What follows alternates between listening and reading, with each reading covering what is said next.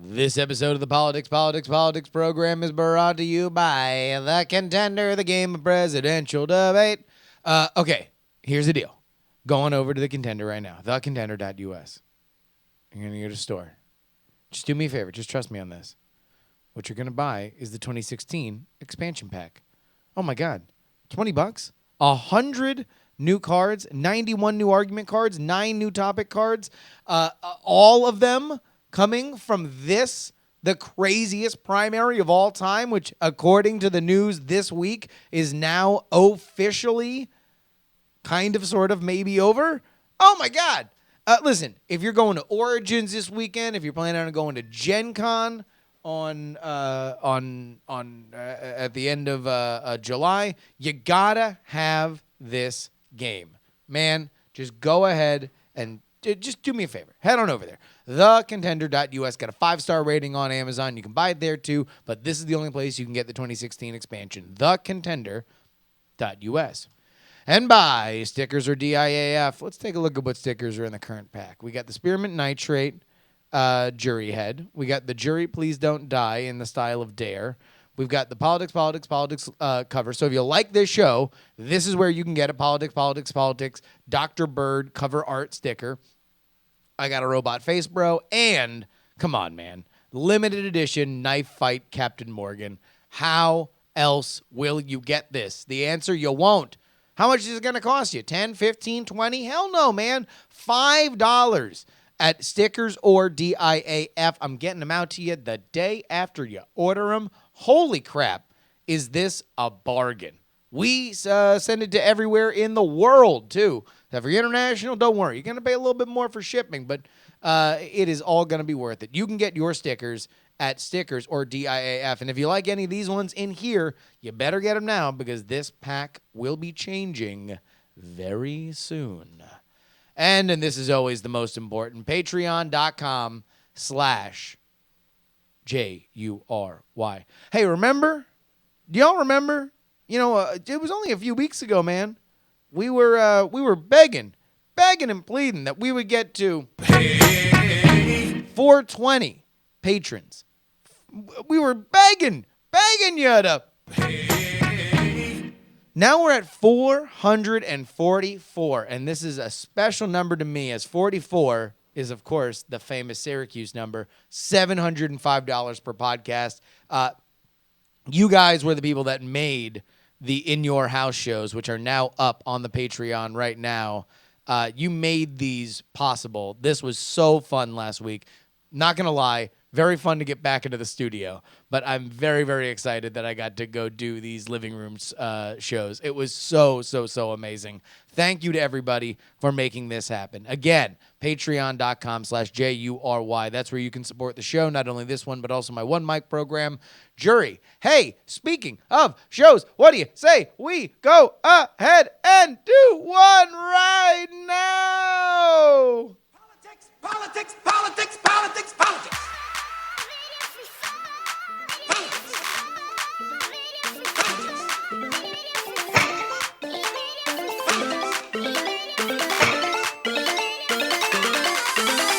Politics. Yes.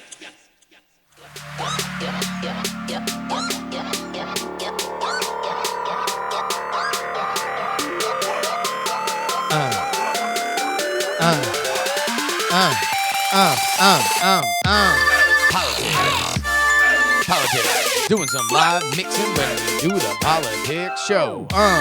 Politics. Oh, my God. Hey, you guys, we're back. We're live back in studio in Oakland, California. We're doing this one a little bit early in the day because, man, I got a busy this summer. Man, I think last summer I said, I had this similar weekend where I just realized if I didn't get my stuff in gear that I was going to end the summer either wealthy, married, and fulfilled, or dead. I survived last summer. I wound up certainly far more in all those categories than I would have otherwise if I hadn't gotten my crap together. This time, it's literally just survival. Last week, man, out there on the road, working for you, the people, the patrons of patreon.com/JURY. A lot of other people, man, they got Patreons. They're sitting there, they're collecting money, sitting like fat cats lighting $100 bills on fire so they can smoke their cigars. Not me. I'm working like the working man I am, the son of a paralegal, Justin Robert Young, hitting the road. Chicago, driving to Louisville, driving to Cincinnati, dropping my mic. Cincinnati, driving back to Chicago, getting on a plane, flying back to San Francisco, not but hours after watching the Penguins win the Stanley Cup, jam-packed. But how do I follow it up? Is it a relaxing bed and breakfast? No. Is it a nice long weekend at a hot springs? No. Is it a relaxing Sunday drive down to a lovely hike so I might commune with nature? No. We're doing this show. Then I'm going to go out to Vegas, and I'm going to go watch professional wrestling. But that means I got to move things earlier. But it's fine, because this is a transitional week for me. You know, we are now transitioning into a very busy summer, transitioning into some new scheduling. But in politics, it is also transitioning. Because one of the beautiful things about politics is that you do not stay in one place for long. You run, you win or you lose. You take the job, you do the job, you try to get reelected. It is an aberration for people to stay in one position. Either you have term limits or you have ambition. One of the two. If you are lucky enough to be a career politician that slots themselves somewhere in that chain and barnacles your ass to the ladder, then congratulations. But you are the exception to the rule. And so you get weeks like this where, you know, one day you are supposed to be saying, I'm going to be doing this forever. This is the most important conversation we can have as a nation. We need to do this. It is now or never. Do or die. And then it doesn't happen. And then you have to come back the next week and say, hey, so what are we doing now? You got to have a plan B. You got to roll with the punches. When you get knocked down, you got to figure out where you're going when you get back up. And there are two people specifically who have loudly declared one thing, and this week, one quietly, one kind of loudly, they had to say, well, I think we're going to do something else. But that's just the game. Does it make them weak? Does it make them flip-floppers? Does it make them lesser in their judgment? No, it just means that that's their job, right? It just means that they've picked a job where they have to kind of say contradictory things all the time. Does it make it a dishonorable job? That's up to you to decide. We're going to get to them in a second. And by them, I mean Bernie Sanders and our prodigal son. But first, I would like to start a new segment here on this show that I am calling A Cynical Guide to How Politicians Handle Tragedy.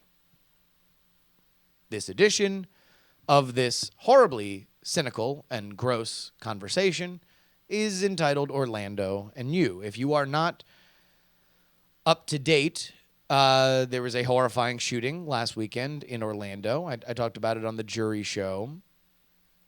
And specifically a little bit more into my feelings about Orlando specifically. In fact, if he's still in the chat room right now, one of my oldest friends, Anthony Caruso, a longtime resident of Orlando, is certainly where I experienced most of it with.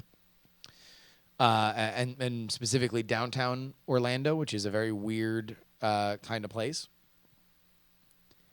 So I don't want to get into the tragedy itself. Instead, we are going to stay on the cynical, gross, weird, uncomfortable to talk about conversation of how politicians handle tragedy. Because here's effectively what normally happens, especially a terrorist tragedy. And make no mistake, as much as we can finer point dice exactly how much of a hate crime this is and how much of a terror attack this is, the fact remains that there is capable evidence on both sides, enough that somebody can frame an argument, all right? So I'm not saying that it's one thing or another. I am saying that there is credible evidence enough that a politician can and will and have said this is going to be one side or another. The dude called 911 and said he was doing it for ISIS, apparently told other people that this was something that he wanted to do to reinforce or bring about either a race war or the ultimate goal of ISIS and Al-Qaeda to set up a worldwide Islamic caliphate. And also, and there is ample evidence to suggest that this was, if not an act of supreme confusion from the shooter about his own sexuality, who knows? He had reached out to romantically become involved with some of the regular patrons at the bar, at the gay club. Who knows whether or not this was something more related to that, right? Or more related to his confusion or anger about his own feelings. All of these things can be true. But if there is a terrorist element, this is normally what happens. Republicans pivot toward safety. They say, you have traditionally looked to Republicans to not make concessions when it comes to safety. We would rather not take the chance for understanding and political correctness so you can be safe. We will remove convenience. We will remove loopholes if it means that we are a safer nation. Now, again, not to say that they are, not to say that they do, yada, yada, yada. That's their talking point. It's always been their talking point. Trump right now polls higher than Hillary Clinton in the question of who will keep us safer post-terror attack. Generally, not about Orlando specifically, generally. So that's normally what happens. Democrats, in the case of a hate crime, will pivot toward our culture. We'll pivot toward our standing in the world, what we project. Now, Democrats are criticized for effectively victim blaming. That we are being attacked and yet we are the ones who caused it. But this is normally what happens because Democrats are weak on attacks. Like that's just, listen, when you roll your own president, a political character, these are just the off the sheet attributes, right? You are just going to be, if you're a Republican, +5 safety and Democrat -5 safety. That's just what it's going to be, right? There's more that goes into this than what a politician says or what politicians have said in the last 5 years. This is a decades-long reputation that is playing out. Which makes it odd that we got the reactions that we did. Because Trump, in his remarks, decided to tie his I'm a strong Republican reaction not specifically to safety, but instead to immigration. Now, immigration has been his signature subject, especially when it came to the primaries. He's going to build a wall, and Mexico's going to pay for it. Believe me. Also, when the San Bernardino situation happened, he was the loudest to call for a ban, a temporary ban on all Muslims until, quote, we can figure out what's happening.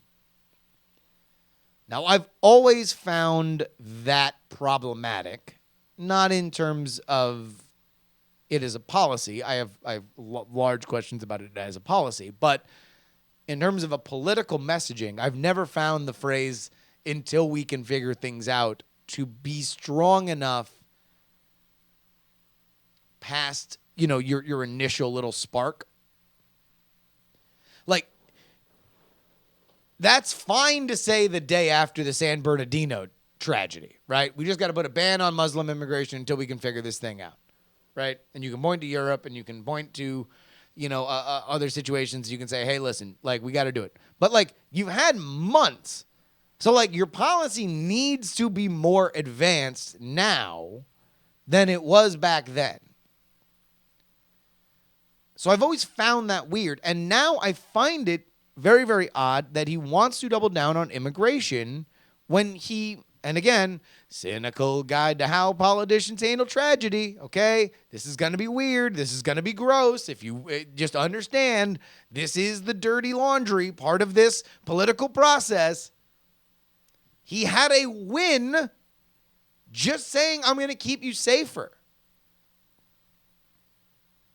And more specifically, he had a win saying Hillary Clinton will not keep you safe because she is, and her husband have been getting money from foreign governments and are constantly going to be compromising your safety. Like, there are ways to do this that don't come back to a fairly ludicrous and I don't believe particularly attractive statement to general election voters that less people need to be coming into the country and that less people of certain religions or races need to be coming into the country. I feel like that's a problematic way to argue about it. That's a problematic way to get it out there to people. And he got murdered for it. He says in his speech, Trump does, right after Orlando, that part of the reason that we had this, that were like, we would not have had the Orlando shooting if the parents of the shooter hadn't immigrated from Afghanistan 10 years ago. Okay. Well, I mean, sure. 30 years ago, not 10 years ago, 30 years ago.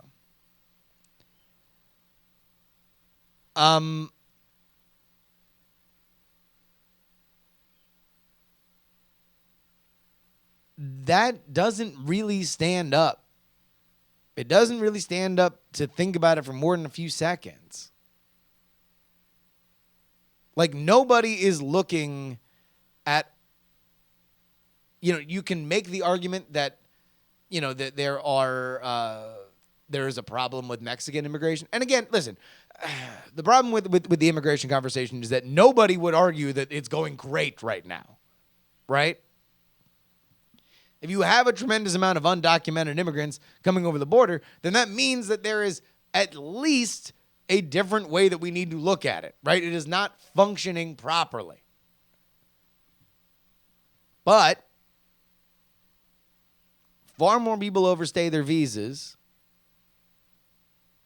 than come in undocumented, right? Like, that's, that might be untrue. I don't know the numbers on that. But like, that to me is the larger problem. I'm not trying to solve the world here. Here's all I'm saying. Trump just could have said, I'm going to keep you safe. It's his Republican birthright, right? That's what Republicans can say. Clear, declarative voice. I'm shaken by this attack. It will not happen on my watch. I am going to make sure that this does not happen going forward. And here are the plans that I'm going to do. But instead, he needed to tie it back to a central theme. And it might have been just a bridge too far. There's also a messaging problem with the Republican Party right now. Because Trump's so erratic, they can't organize cohesively. So you have Trump coming out and saying, hey, this Muslim ban would be a great idea. And then you have John McCain, who, by the way, hates Donald Trump. Hates Donald Trump.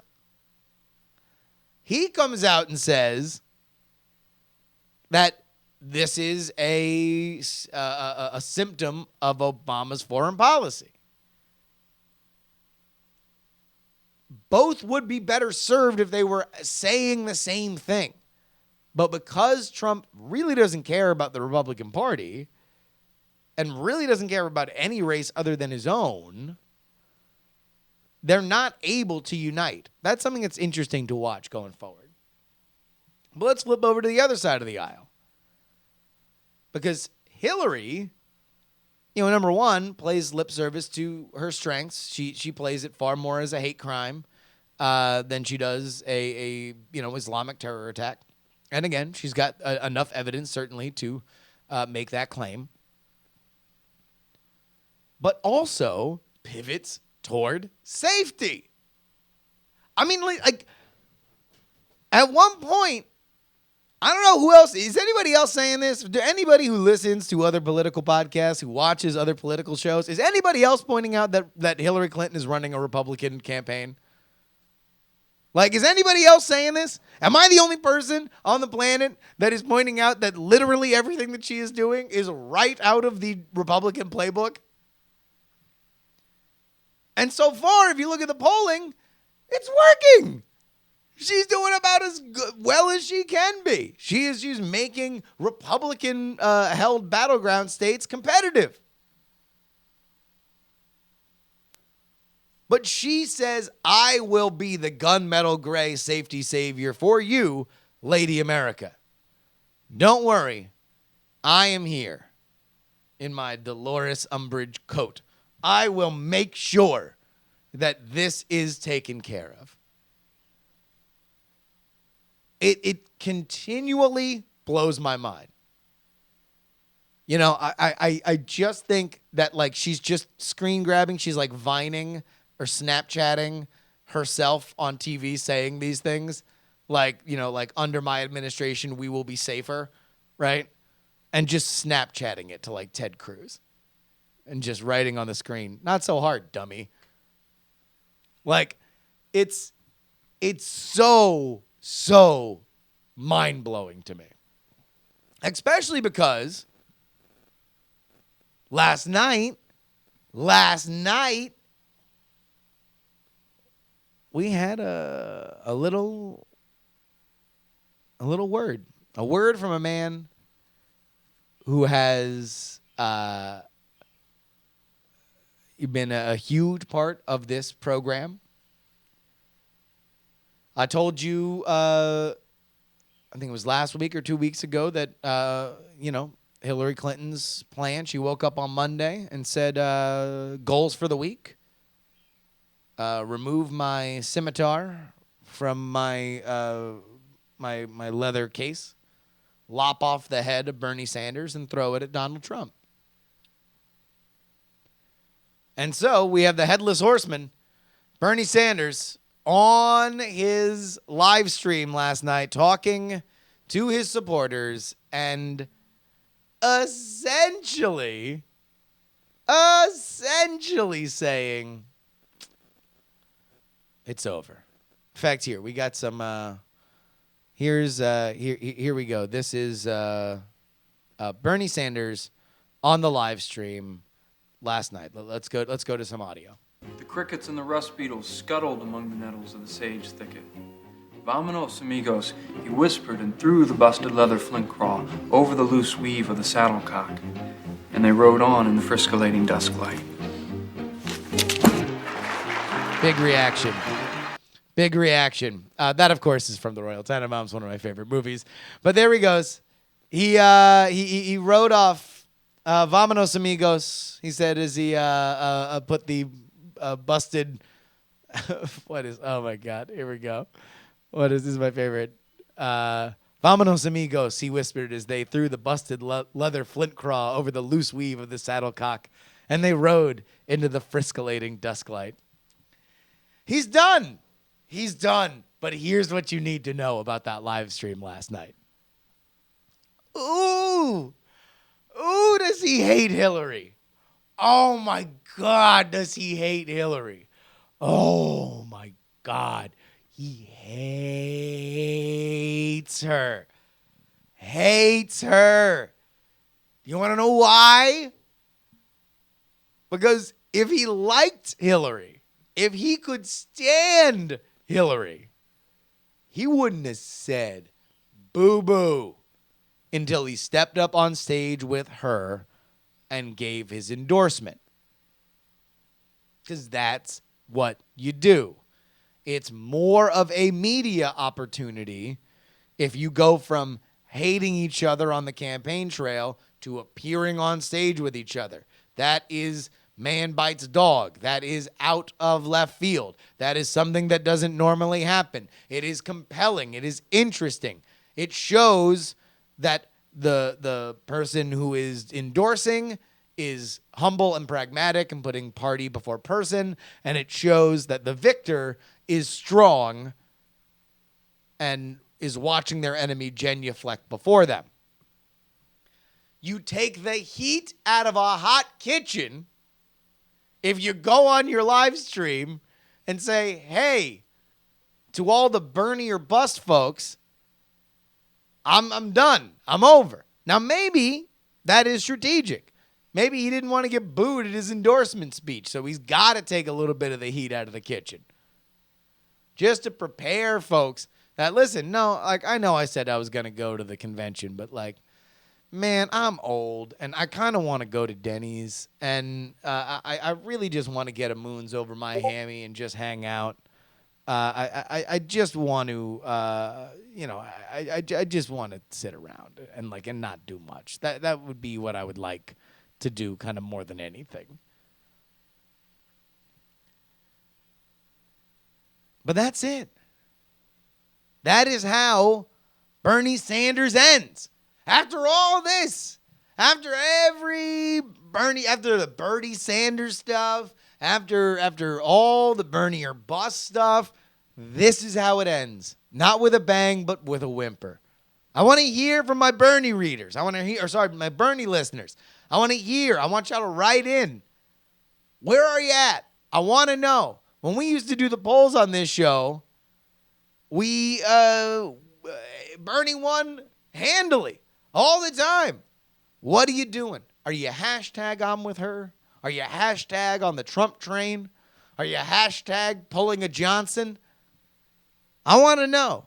I want to know how you feel. How does it feel? I don't got to be naked with a six-pack like D'Angelo to ask you, how does it feel? I'm not going to lie, guys. There's really only one story that I do want to talk about. And I know this is a presidential show. And a lot of people, to be fair, a lot of people have asked whether or not we're going to keep doing this show after November. So, I don't know. The answer to that has and always will be, I don't know. We're going to find that out in November. We're going to see where the numbers are on this show. And maybe after a few post-mortem episodes, we'll see whether or not we want to keep doing it. But a sign that we might, a reason that we might continue to do this show is if we are able to continue to mine fun, humorous insight into some of the characters that have become a part of our weekly existence on this show. And I think that we might have our first. I think that we might have we might have our a non-presidential race that we that we might want to continue following. I don't know how else to put it, that I was very, very excited when I read the news.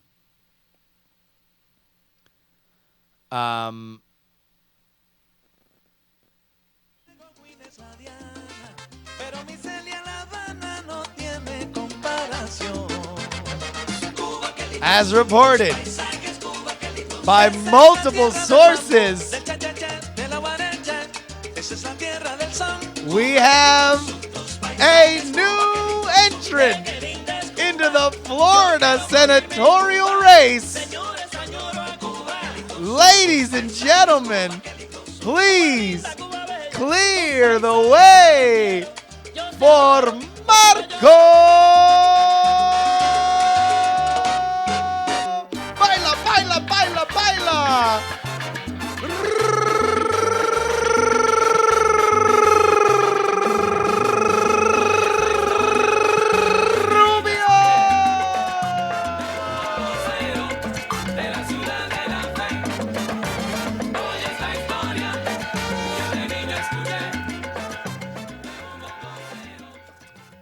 Marco Rubio's back in this race. Marco Rubio. Now, this is hilarious for a couple reasons.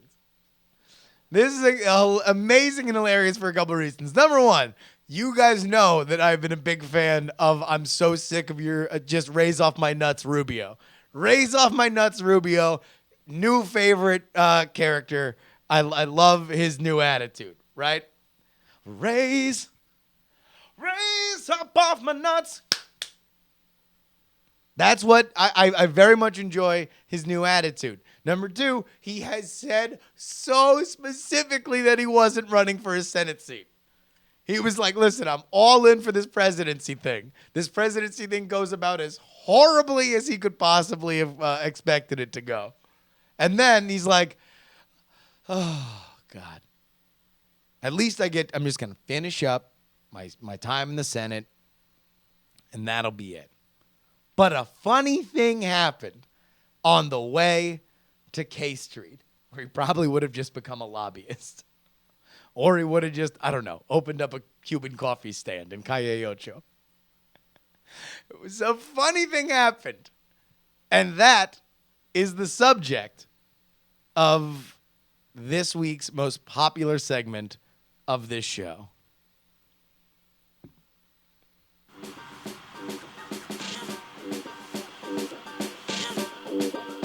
Marco Rubio was just trying to relax, man. He was just trying to hit the KOD. He was just trying to get into the Hummerzine with his boys and say, man, I'm tired of running for president. I'm trying to throw these presidents because this is a pole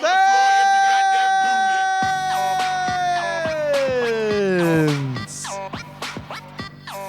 Oh, this pole dance comes from public policy polling from June 2nd to June 5th. 737 registered voters in the state of Florida for Marco Rubio's old Senate seat, 3.6 margin of error.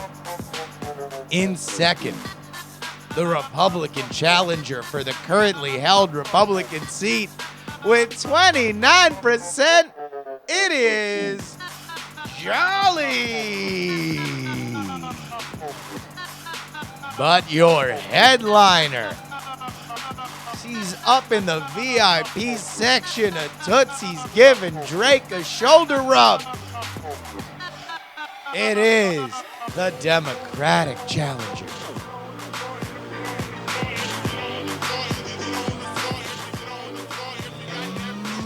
Murphy with 43%, meaning the Democrat was winning this race by 14%.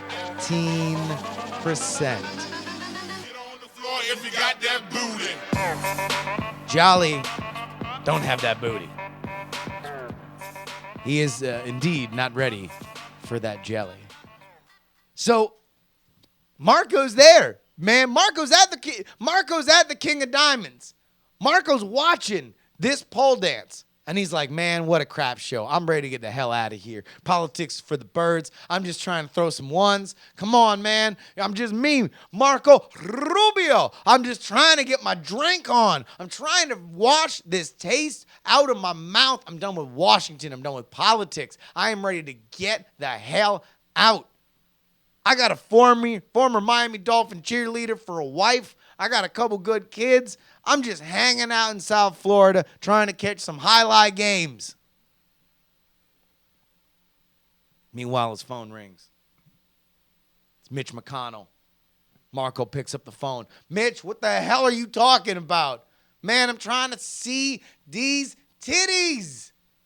Mitch McConnell's like, yo, dude, we got a problem. What do you mean we got a problem? Well, you saw that pole dance, right? Yeah, I saw the pole dance. It's garbage. Jolly's going to get his ass kicked. Guess what? Hashtag not my problem. Click. Next thing you know, gets another call from Mitch McConnell. He's like, hey, listen, man, I know normally I don't do this, but what had happened was you have a seat and we have a thin majority. Right now we have 54 seats. Democrats have 44 seats plus 2 independents that are aligned with them. So for us to hold on to the Senate, especially in an election where we might get murdered down ballot because our presidential candidate is so Looney Tunes, it includes other random characters that aren't Bugs Bunny or Daffy Duck. We need to hold on to literally every seat we can if we want to keep our phony baloney chops.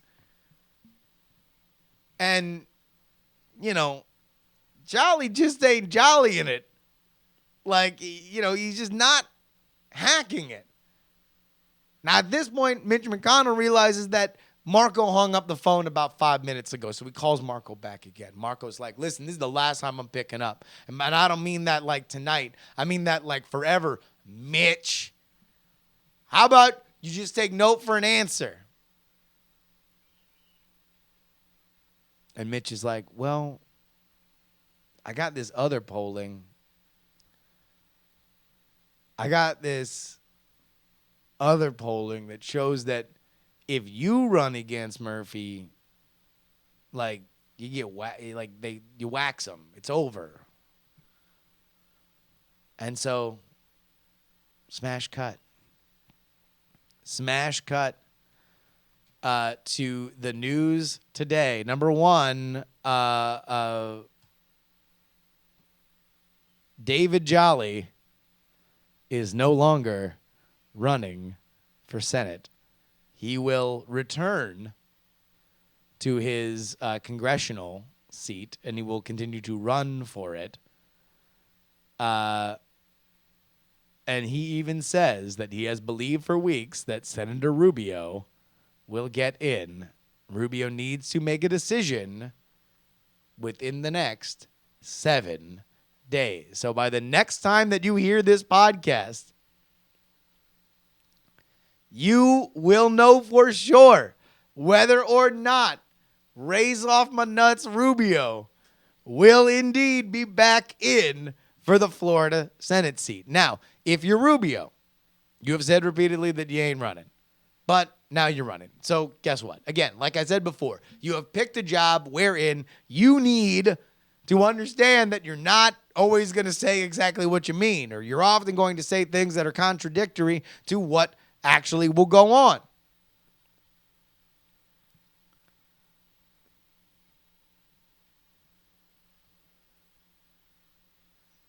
And that's the case here. Rubio might be in. I'm excited. I'm excited if it's Rubio. I am very, very, very excited if it is Rubio. That being said, let's go ahead and get to our emails. The emails are justinrobertyoung@gmail.com. Again, justinrobertyoung@gmail.com. Put politics in the subject line. Okay, real quick. I'm just going to play this. I don't know whether or not it makes any sense. All I know is that it makes me very, very happy. This was sent in to us by Dustin Dean. So the owner went ahead and sprang for all the upgrades. We've got top-end Viking stainless steel appliances. Wait, hold on. Granite What the hell is countertops, happening here? soft close cabinets, under cabinet lighting. I think you're going to be very impressed with this property, and it's going to make a great home for somebody What that's is this? to decide to live here. What is all all right, this? To give you a nice little opening shot here of the living room and the I have dining no area. idea what this You is can see we've got doing. real What is hardwood floors talking? in the main living San areas, Francisco and then home for rent? What is that? Come on. All right, whatever. Here we go.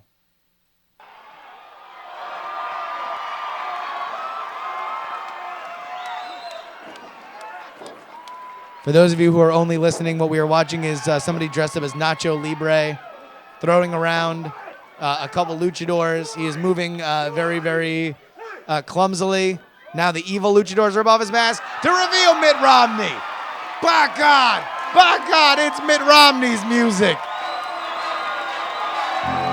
At which point, all of the bad guy wrestlers get on their knees to pay homage to a shockingly infant Mitt Romney dressed as Nacho Libre. Oh my God, so happy! It makes me so happy that that is something that happened. That was this week, by the way. This week, Mitt Romney in a luchador mask wrestling around. I said this on Twitter, but if there was a movie where an inside out kind of situation was happening, that's what would be happening in my head. A bunch of luchadors where one is unmasked and Mitt Romney is revealed. Big Jim writes, so now the presidential race is down to 2. Do you think the other contenders are playing the contender to practice for next time? Well, they certainly should hope so, right?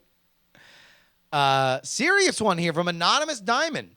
As a closeted gay person, the attack in Orlando terrifies me. I was planning on voting for Hillary Clinton in the fall, but she seems just as bad as Obama when it comes to dancing around actual discussions about the enemy. It's time for the rest of the Democrats to make a decision between constantly sidestepping the issue of extreme Islam and protecting the gay community. How many more gay people in America and around the world have to be killed by these radicals before we actually start dealing with it? They're dancing around the fact that there's a portion of Islam that absolutely loathes homosexuality and will do anything to see gays bleed. Amazingly, instead of discussing this dangerous aspect of Islam, they're spending the aftermath debating gun control. I am terrified. Spending the debating gun control. I am terrified of Islamic extremism. There's only one candidate that cares about my fears, and I'm voting for him in November. All right, here. So let me just say this about this email. Number one, every opinion is valid, and I will say this: the idea of the non-mainstream gay voter has always been underreported in this country, and I believe will be underreported now. It will not change. I believe that you will see stuff pop up specifically because there is a huge element of conservative online media that has either a foundation or a large representation by prominent gay figures. Matt Drudge, Milo, I still can't pronounce his last name. Even Andrew Breitbart, who founded Breitbart, was not gay himself, but was very gay friendly. Openly an advocate for conservative homosexuality. So I think we are going to hear a lot about it through conservative forums. I think it will probably still be underrepresented by the mainstream media, but I don't think it's any less valid. I don't know exactly how much is really going to matter in the numbers, but I do think it'll be underreported. Ken writes, so Hillary Clinton is schooling me on dank memes? Well, I guess it's time to start that midlife crisis I've been planning. Man, join the club. Nigel says the threshold for old Gary Johnson getting into the debates would be 15%. Just a real quick follow-up. Well, thank you very, very much for that. By the way, Real Clear Politics had Jolly losing to Murphy on an average of 8.5%. It's going to be very interesting to see where Rubio starts polling. Also, it's going to be very interesting to see Rubio up on stage with Donald Trump, pretending that they like each other. Also, that officially means that Rubio will be out of the running for Trump's VP. But then again, I think that would probably be something that was already there anyway. Let's take a look at some of the polling right now with Gary Johnson. The latest poll, a CBS News poll, has Gary Johnson at 11%. So not crazily outside of the 15% threshold to get on the stage at the debates. And as somebody who is shilling a multi-person debate card game, I could not be more excited about that possibility. And finally, we are always on the lookout for people sending us weird and bizarre campaign ads. So here we go. This is your weird and bizarre campaign ad for this week. Jason Kander, the Pandering Panda, is the name. Who stands up for the middle class. Jason Kander wants voters to believe he is for Missouri, but they don't see him in his natural habitat, pandering to big money Democrats and lobbyists. He arrives Jason Kander and leaves. The Pandering Panda! So for the audio listeners, now Right price, he'll say or do anything. footage of the politician is replaced by somebody in a panda suit with a gigantic bag of money dancing around Washington, D.C. Where will we find Kander Pander next? Follow us as we track Kander Pander, a native creature of Washington, and discover whom he's really working for. Hey, listen, man. Anytime that I'm you running have because we put deserve- some intern in a panda suit and told him to dance around the Capitol building, I am always in favor of it. I am here for the circus, ladies and gentlemen, and if I don't get my bag of peanuts, I will be very, very, very disappointed.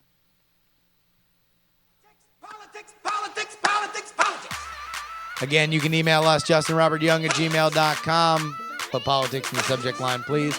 Buy The Contender at thecontender.us. Music provided by Valesco and Trop Killers. And you can follow me at Justin R. Young everywhere, up to and including Twitter, Instagram, Snapchat, and Facebook.com/JustinRobertYoung. Till next time, remember, a lot of people talk about politics. Some people talk about politics. But this show is the only one that really talks politics. See you next week!